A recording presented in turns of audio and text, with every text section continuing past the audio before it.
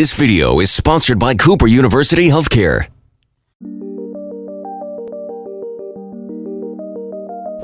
Hi there, welcome to Ask the Doctor. I'm Andie Summers from 92.5 WXTU, and welcome to Dr. Nadir Ahmad, the Division Head, Otolaryngology and Head and Neck Surgery at Cooper University Healthcare. So Dr. Ahmad is going to be answering questions that you've submitted. A lot are involving throats, sore throats, things like that, and snoring. Are you ready for this? I'm ready. Okay, so first of all, how common is throat cancer? So the American Cancer Society estimates that there are 40,000 new cases of head and neck cancer every year. And the most recent statistics came out in 2015. And throat cancer is a very general term. Okay. And the way doctors like myself look at it are there are two areas that comprise the throat. One is called the pharynx, which is the hollow tube that connects the nose to the esophagus. It's a part of the breathing passage, but also very importantly part of the food passage that takes food down from our mouth and throat down into our esophagus.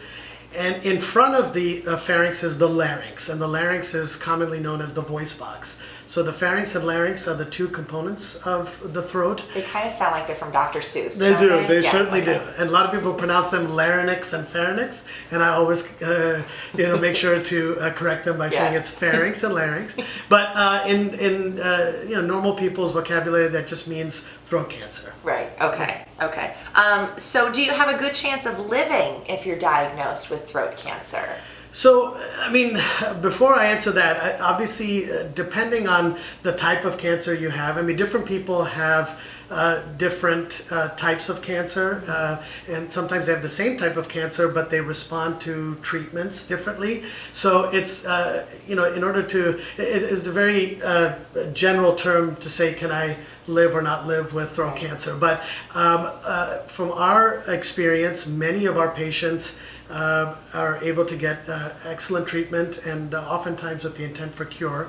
And again, it really depends on the stage in which the tumor has been picked up. In early stage tumors, the survival rate for throat cancer can be very high.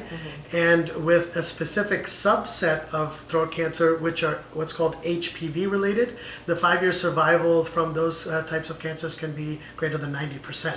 So it really depends on the staging, the individual person and their physiology, the type of treatment that's rendered. But as I said, overall, we have more people that are able to get treated and with the intent for cure than not. Okay, so Kathy wants to know, are there any common symptoms of throat cancer? What are some things that people need to look out for?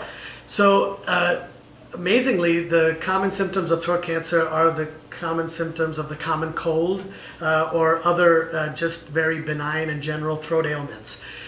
We tell people that changes in your voice, difficulty swallowing or changes in swallowing, persistent sore throat, unrelenting ear pain, especially one ear, a lump or swelling in the neck, nosebleeds that don't abate, they just continue.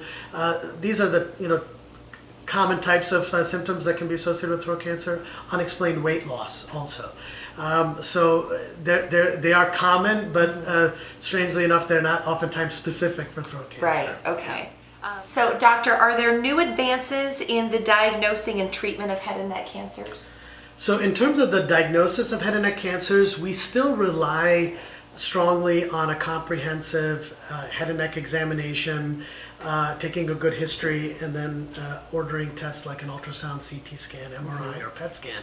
As far as diagnosis, there are no blood or saliva tests that can, at least current time, that can diagnose head and neck cancers. But with the advent of PET scans or PET CT scans, we are seeing that incidental head and neck tumors or growths or masses or lumps are being picked up, and that can oftentimes be at an earlier stage. So I would say that in terms of advances of diagnosis, that's maybe one of the few that's been there on the horizon.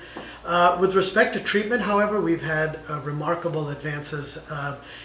And some of the newer advances include minimally invasive surgery, and that includes transoral robotic surgery and transoral laser microsurgery. And both of those techniques are employed in very difficult to access areas that were once that once required very disfiguring incisions and very morbid, what we call surgical approaches to get into the back of the throat Right. and deep into the recesses of the voice box and things like that.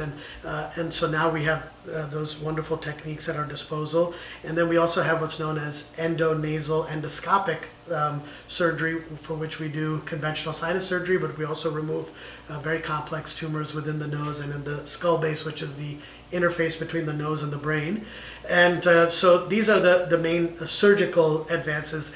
In terms of radiation therapy and chemotherapy, there have been, again, remarkable advances, and I'll give you an example of one of the radiation therapy advances. Now, with modern radiation therapy, there are very targeted approaches and very dose-adjusted approaches, and the intent and why these came into the fore was that these treatments can definitely eradicate and get rid of the tumor, but oftentimes at the expense of the surrounding tissues. So these newer techniques can help to minimize what we call the morbidity of treatment. Right, okay. Yeah. Jeff wants to know if it's dangerous to have your tonsils taken out when you're an adult. He says, I always get a sore throat and they suggest that I have my tonsils removed, but I've heard that it is so much more painful and dangerous as an adult. Yeah, so I get this question a lot in my practice and even amongst friends and acquaintances. So first of all, it's not dangerous to have your tonsils removed as an adult. Tonsillectomy is an overwhelmingly safe surgery.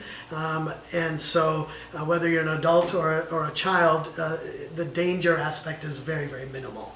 But clearly, the older you are, the more painful that it is. And we always prep our patients in advance and tell them that you're going to expect to have some degree of sore throat. Now, what's the reasoning for this? Well, the longer you've had your tonsils in, the more you've potentially had scarring and inflammation and recurrent infections. So the tonsils sit on their, what we call their bed, or their soft tissue that they sit on, and the more scarring it is, the more harder it is sometimes to remove it. It's more like, it's like Velcro, you're like taking something out. So the pain fibers, get more activated in that regard. But it's amazing. The responses in terms of pain are very variable. So we tell people that yes, there's a potential for pain, but there's also the potential for a lifetime of great quality of life. Right. No more saddled with chronic infections and things like that. So the major risk of tonsillectomy is bleeding, and the risk is very low, and it's equivalent in both children and adults. Okay. So overall, it's a safe procedure. Chris says, I'm active in the theater, and by the time I get to the end of my show, I have no voice left, and I might even lose it for several days. Is there anything that I can do to prevent this from happening? Is it a sign of something more serious? Right, so there's a lot of things that one can employ to stave off this problem. One is to drink lots and lots of water. Okay, so which is something that none of us really do. Exactly, 70% of our body is water. Especially in America, we consume a lot of beverages that actually dehydrate us, right? Sugar-based drinks, coffee, tea, which are caffeinated things, carbonated beverages. So these things don't hydrate us. So hydration and humidification are very important, especially for people who not only sing but use their voice consistently in their profession or their daily lives. I tell people that are vocal performers that they should know how to warm up their voice, and that's very easy to do. They can look at videos online, or they can get information through vocal coaches. I tell people that even seeking a professional voice help really can really make a difference and really help educate a person about their voice. Do you know of any that you can just demonstrate for us? In terms of, basically what I tell people is, first of all, before you start, is just to relax the neck muscles. So even though the neck muscles are not related to the voice, the voice box itself, they're the supporting structures. Right. So just, again, deep breathing, posture, right? Keeping your, head up and not, slumping down. These are some basic techniques to use. Then generally going to a crescendo, starting with la la la la la la la la, like going up kind of slowly rather than immediately trying to hit the higher pitches and things like that. So there's a lot of these techniques that can be employed. Other things that I always tell people are to avoid a lot of vocal strain, a lot of coughing, clearing the throat. Those are all what we consider to be very aggravating things to the vocal cords.